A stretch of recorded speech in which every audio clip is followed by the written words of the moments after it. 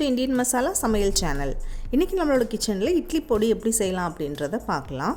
இப்போ இந்த இட்லி பொடி பண்ணுறதுக்கு எல்லா பொருட்களையும் நம்ம வறுத்து எடுக்க போகிறோம். சில பொருட்களை எண்ணெய் ஊற்றி வறுக்க போகிறோம், சில பொருட்களை எண்ணெய் ஊற்றாமல் வறுக்க போகிறோம்.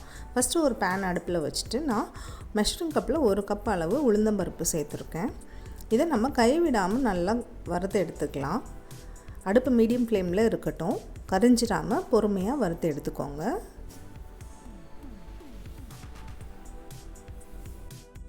பருப்பு நல்லா பொன்னிறமாக வர வரைக்கும் இந்த மாதிரி நம்ம வறுத்து எடுத்துக்கலாம்.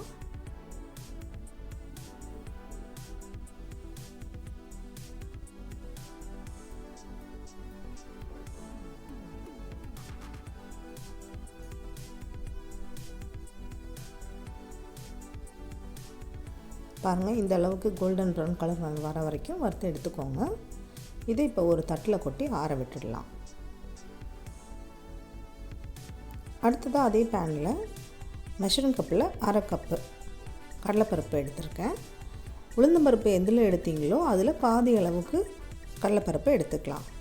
இதையும் நல்லா கைவிடாமல் நல்லா கலந்து விட்டு பொறுமையாக வறுத்து எடுத்துக்கோங்க. அடுப்பு மீடியம் ஃப்ளேம்லேயே இருக்கட்டும்.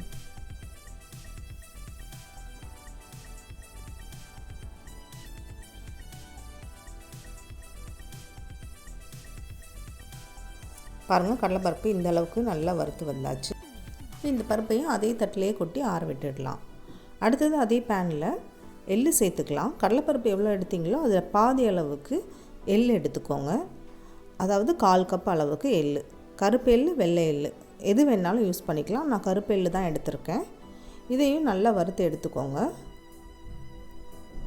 அடுப்பு மீடியம் ஃப்ளேம்லேயே இருக்கட்டும்.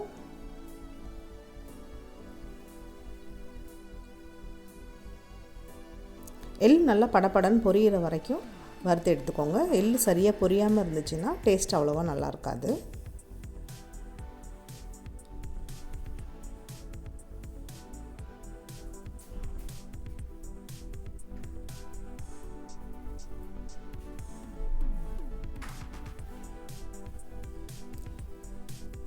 பாருங்கள், எள்ளு நல்லா பொரிஞ்சு வந்துடுச்சு. இந்த அளவுக்கு நல்லா பொரிச்சதுக்கப்புறம் இதையும் எடுத்து ஒரு தட்டில் கொட்டி அதே தட்டிலே கொட்டி ஆற விட்டுடலாம். அடுத்ததாக அதே பேனில் 1/2 ஸ்பூன் அளவுக்கு பொட்டுக்கடலை எடுத்திருக்கேன். இந்த பொட்டுக்கடலையும் லேசாக ஃப்ரை பண்ணி அதில் சேர்த்துக்கலாம்.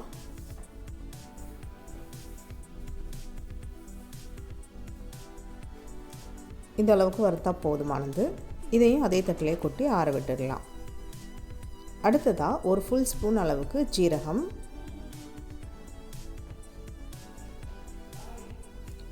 இன்னொரு ஃபுல் ஸ்பூன் அளவுக்கு மிளகு, ரெண்டையும் சேர்த்து பொறுமையாக அடுப்பு சிம்மில் வச்சுட்டு வறுத்து எடுத்துக்கோங்க.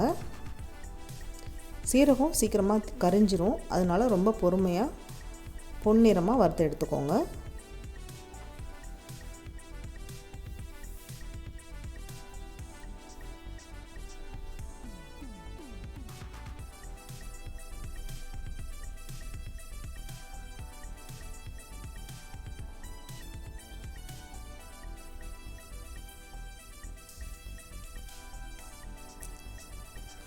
பாருங்கள், ஜீரகம் நல்லா வறுபட்டுருச்சு. கலர் அழகாக சேஞ்ச் ஆகிருக்கு. பாருங்கள், இந்த அளவுக்கு நீங்கள் வறுத்து எடுத்துக்கோங்க. இதையும் ஒரு தட்டில் கொட்டி அதே தட்டிலே கொட்டி ஆற விட்டுடுங்க.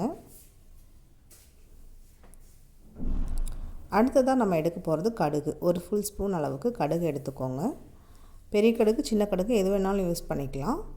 இதையும் நல்லா பொரிய விட்டுடுங்க.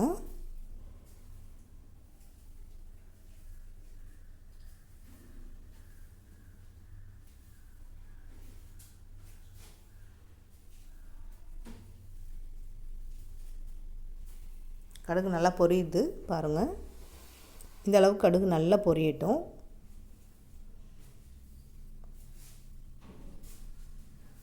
இப்போ இந்த கடுகு நல்லா பொரிஞ்சு வந்துடுச்சு. இதையும் அதே தட்டில் கொட்டி ஆற விட்டுடலாம்.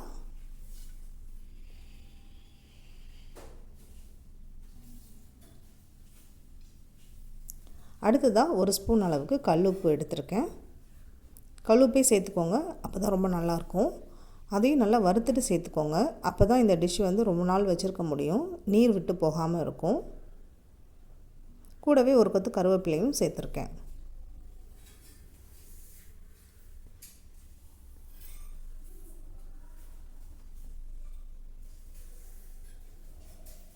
பாருங்கள், இந்த அளவுக்கு நல்லா வறுபட்டதுக்கப்புறம் இதையும் அதே தட்டில் கொட்டி ஆற விட்டுடுங்க.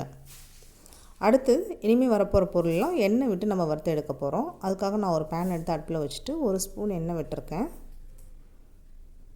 இதில் 2 சின்ன சின்ன துண்டு கெட்டி பெருங்காயம் சேர்த்துருக்கேன். இது நல்லா எண்ணெயில் நல்லா பொரித்து எடுத்துக்கோங்க.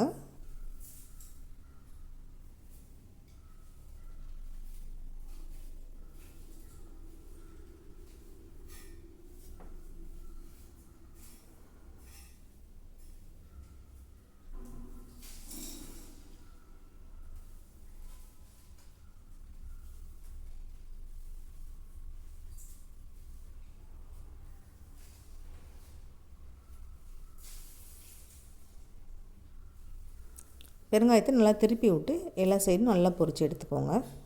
இப்போ பெருங்காயம் நல்லா பொரிஞ்சதுக்கப்புறம் இதில் 2 கட்டி பூண்டு எடுத்து நான் லேசாக தட்டிட்டு அதில் இருக்க தோல்லாம் உரிச்சிட்டு இதில் சேர்த்துருக்கேன்.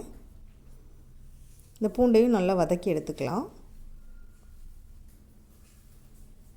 நல்ல ஒரு கோல்டன் ப்ரௌன் கலர் வர வரைக்கும் பொறுமையாக வறுத்து எடுத்துக்கோங்க.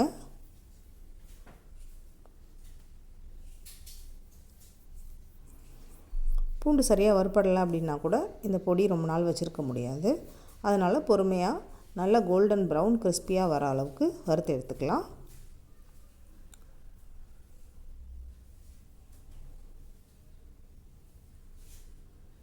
பாருங்கள், இந்த அளவுக்கு நல்ல கிறிஸ்பியாக கோல்டன் ப்ரௌன் கலர் வர அளவுக்கு வறுத்துக்கலாம்.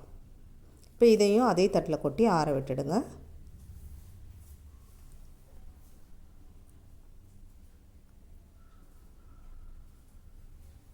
அடுத்தது அதே பேனில் இன்னும் 1 ஸ்பூன் எக்ஸ்ட்ரா எண்ணெயை சேர்த்துட்டு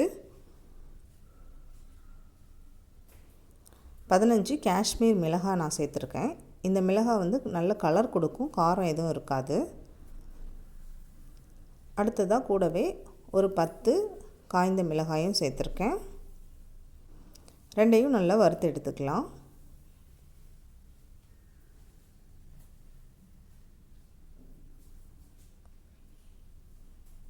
இப்போ இது நல்லா வறுபட்டுருச்சு.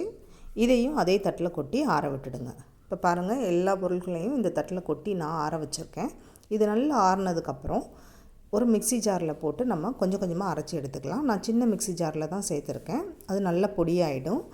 ஸோ கொஞ்சம் கொஞ்சமாக சேர்த்து அரைச்சி எல்லாத்தையும் எடுத்து இந்த பவுலில் போட்டிருக்கேன் பாருங்கள்.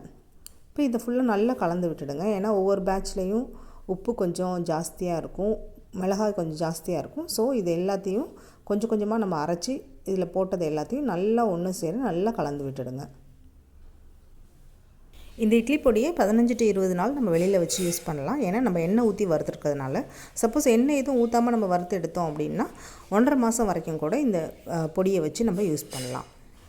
பாருங்கள், இட்லி பொடி சூப்பராக ரெடி ஆகிடுச்சு. கண்டிப்பாக இதே மாதிரி ட்ரை பண்ணி பாருங்கள். இட்லி, தோசைக்கு, சாதத்துலேயும் பிசைஞ்சு சாப்பிட்லாம். நெய் இல்லைனா எண்ணெய் சேர்த்து நீங்கள் சாப்பிடுங்க. ரொம்ப சூப்பராக ரெடி ஆகிடுச்சு. இதே மாதிரி நீங்களும் செஞ்சு பாருங்கள். செஞ்சு பார்த்து உங்களோட ஃபீட்பேக்கை சொல்லுங்கள். இந்த வீடியோ பிடிச்சிருந்தாலும் லைக் பண்ணுங்கள், ஷேர் பண்ணுங்கள். இந்தியன் மசாலா சமையல் சேனலை சப்ஸ்கிரைப் பண்ணுங்கள். Happy to cook.